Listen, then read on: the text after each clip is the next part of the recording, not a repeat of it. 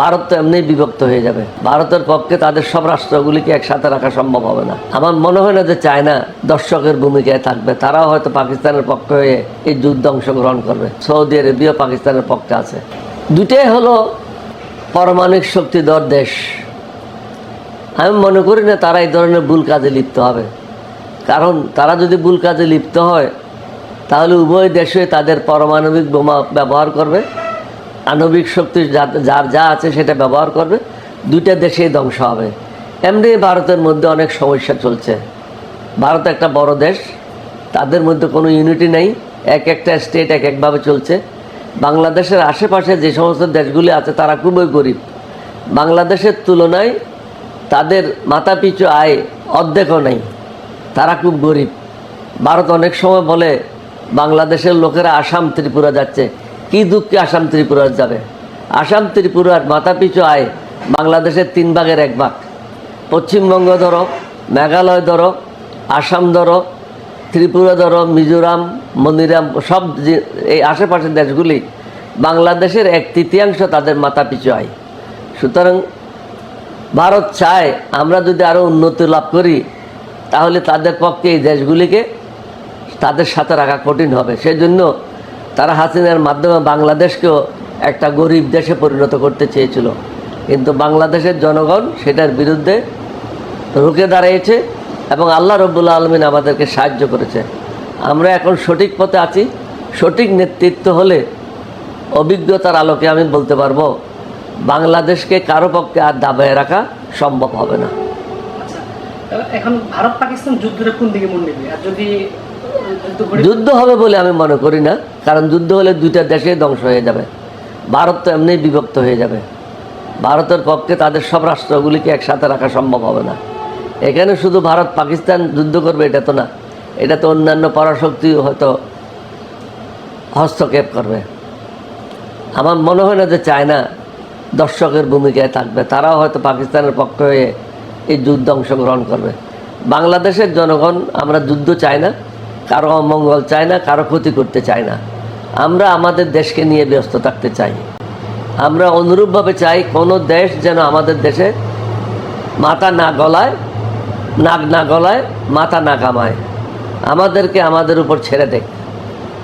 আমাদের জনগণ আমাদের দেশকে শাসন করবে, পরিচালনা করবে, পরিকল্পনা করবে। আমরা কারো দালাল হিসেবে কাজ করতে চাই না। যারা বিদেশের দালাল হিসেবে কাজ করে তারা আল্লাহর উপর ভরসা নেই, আমার নবীর উপর তাদের আস্থা নেই। আল্লাহর উপর যদি ভরসা থাকে, নবীর উপর আস্থা থাকে, তাহলে একজন মুসলমান কখনো বেঈমান হতে পারে না, মুনাফিক হতে পারে না। অন্যদিকে আমরা দেখেছি যে ইরানও এখানে আসলে কাশ্মীরের নির্যাতিত জনগণের পক্ষে থাকবে বলে ইঙ্গিত দিয়েছে যে পাকিস্তানের পক্ষে থাকবে। আবার আমেরিকা শোনা যাচ্ছে যে নীরব ভূমিকা পালন করবে, আসলে পাকিস্তানের পক্ষে যাবে নাকি ভারতের পক্ষে যাবে। আর চীন তো আসলে অনেক অস্ত্র, আমেরিকা তাদের নিজস্ব সমস্যা নিয়েই ব্যস্ত। সুতরাং এখন তারা এমন অবস্থায় নাই, তারা যেখানেই যুদ্ধ করেছে পরাজিত হয়েছে, যেখানেই যুদ্ধ হয়েছে তারা তাদের অর্থনীতি ধ্বংস হয়েছে। সুতরাং আমি মনে করি না আমেরিকা এই ধরনের একটা ভ্রান্ত পদক্ষেপ গ্রহণ করবে। ইরানের ব্যাপার আমি বলতে পারি না, তবে ইরান হয়তো পাকিস্তানের পাশে দাঁড়াবে, এটা স্বাভাবিক। না দাঁড়ানোটাই অস্বাভাবিক। আচ্ছা, অন্যদিকে আমরা আবার দেখলাম যে কিছুদিন পর পর ফিলিস্তিন ইসরায়েল দ্বন্দ্ব শুরু হয়, অনেক লোক মারা যায়। আল্লাহ রাব্বুল আলামিন কোরআনে স্পষ্টভাবে বলেছে ফিলিস্তিনকে কেউ দখল করে নিতে পারবে না। এটা হলো বড় বড় নবীদের দেশ, অধিক সংখ্যক নবী এই জায়গায় সমাহিত আছে। সুতরাং ইসরায়েল যতই চেষ্টা করুক, আমেরিকা যতই চেষ্টা করুক, ফিলিস্তিনকে ধ্বংস করা সম্ভব না। সকল মুসলমানদের ঐক্যটাই হলো সবচেয়ে বড়।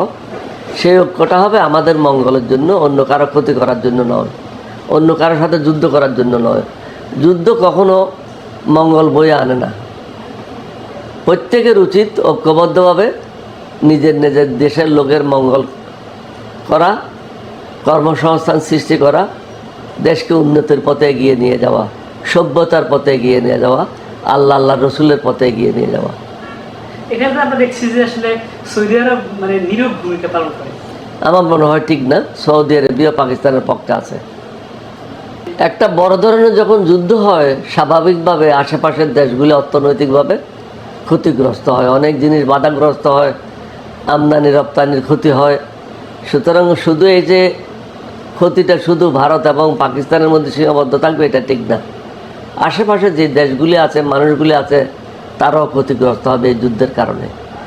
এবং অ্যাটমিক বম যদি ব্যবহার করা হয়, এটা রেডিয়েশন বিভিন্ন দেশে ছড়িয়ে পড়বে।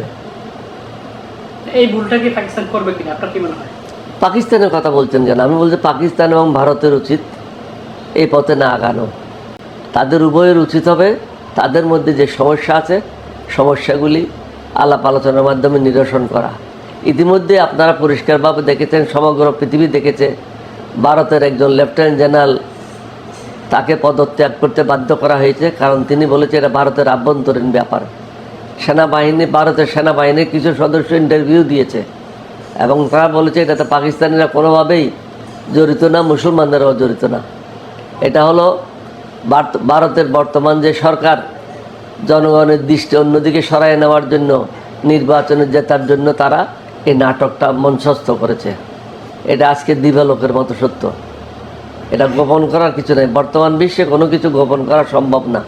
এমনিতে বিগত কয়েক বছর যাবৎ দেখলাম যে বিভিন্ন রাষ্ট্রে মানে যে যুদ্ধের বা যদি বলি অস্ত্রের দাম বাড়ছে, বা বিভিন্ন রাষ্ট্রে এখন মানে একটা উত্তপ্ত পরিস্থিতি তৈরি হয় কয়েক মাস কয়েক বছর পর। এটা কেন? এটা তো কিয়ামতের দিকে যাচ্ছি আমরা, পৃথিবীতে অশান্তি হবে, এটা তো আল্লাহ বলছেন, আল্লাহ রসুলে বলছেন। মানুষের মধ্যে অস্থিরতা থাকবে, বেঈমানি মুনাফিকি থাকবে, মনুষ্যত্ব লোপ পাবে, আমরা বিপদগামী হব, অনৈতিক কাজে লিপ্ত হব, সমাজে কোনো নীতি নৈতিকতা থাকবে না। আমরা ধীরে ধীরে সেদিকে আগাচ্ছি। সুতরাং বর্তমান বিশ্বে জনগণ যখন দাঁড়ায় যায় সেনাবাহিনীর সাথে, তাদেরকে পরাস্ত করা সম্ভব না।